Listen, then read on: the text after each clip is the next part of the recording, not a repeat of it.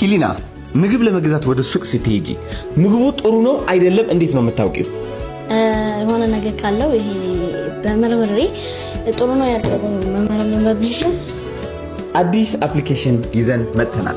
ወደ ግሮሰሪ ስቶር ስትሄዱ አንድ የመረጣችሁት ምግብ ጤናማ ነው ወይስ ለጤናችሁ መጥፎ ነው የሚለውን ዕውቀት መያዝ ከፈለጋችሁ ስማርት ቴስት ኤአይ ይዘንሎት መጥተናል። አፕ ስቶር ላይ ፕሌይ ስቶር ላይ ማግኘት ትችላላችሁ። በውፍረት የምትቸገሩ ከሆነ የምትበሉት ምግብ የማታውቁት ከሆነ ፎቶ በማንሳት ብቻ ህይወታችሁ መቀየር ትችላላችሁ። ስማርት ቴስት ኤአይ ለየት የሚያደርገው ነገር ቢኖር በአማርኛ መጠቀም ትችላላችሁ። የቀን ካሎሪያችሁ which is የሚያወፍራችሁና የሚያከሳችሁ ምግብ የማወቅ አቅሙ ይኖራችኋል። በምን ፎቶ በማንሳት ብቻ ምን ያህል ካርቦሃይድሬት፣ ምን ያህል ፕሮቲን፣ ምን ያህል ፋት እየበላችሁ እንደሆነ በሰከንዶች ብቻ ማወቅ ትችላላችሁ። ይህ ደግሞ ወደ ተሻለ ጤና ወደ አማረ ሰውነት ያሸጋግራችኋል ማለት ነው። ውጭ ሀገር ከሆናችሁ ስማርት ቴስት ኤአይ ለእናንተ ይዘንሎት መጥተናል። ካሁን በኋላ መደናበር የለቦትም።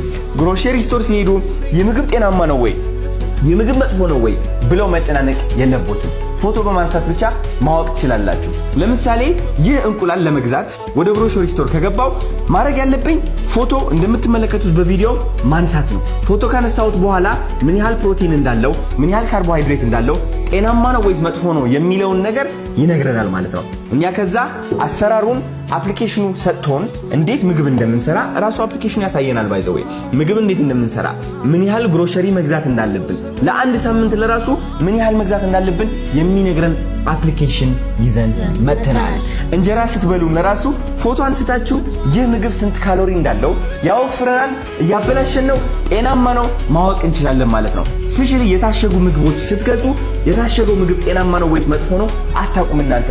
ብዙ ሰዎች የሚታመሙት ደግሞ በዚህ ምክንያት ነው።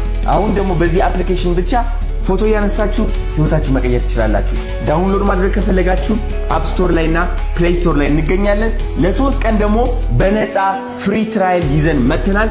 በ3 ቀን ውስጥ ይህ አፕሊኬሽን ካልጠቀማችሁ ካልወደዳችሁት ዲሊት ማድረግ ትችላላችሁ ማለት ነው። እወዳችኋለሁ። ባጭሩ ስማርት ቴስት ኤአይ የእናንተ የግላችሁ የኒውትሪሽን አፕ ሲሆን ፎቶ በማንሳት ብቻ ምግባችሁን የምታውቁበት ባስገባችሁለት ግብ መሰረት የየቀኑን የምግብ ፕላን የሚሰጣችሁ እንዲሁም ስለ ኒውትሪሽን የፈለጋችሁትን የምትጠይቁበት አፕሊኬሽን ነው።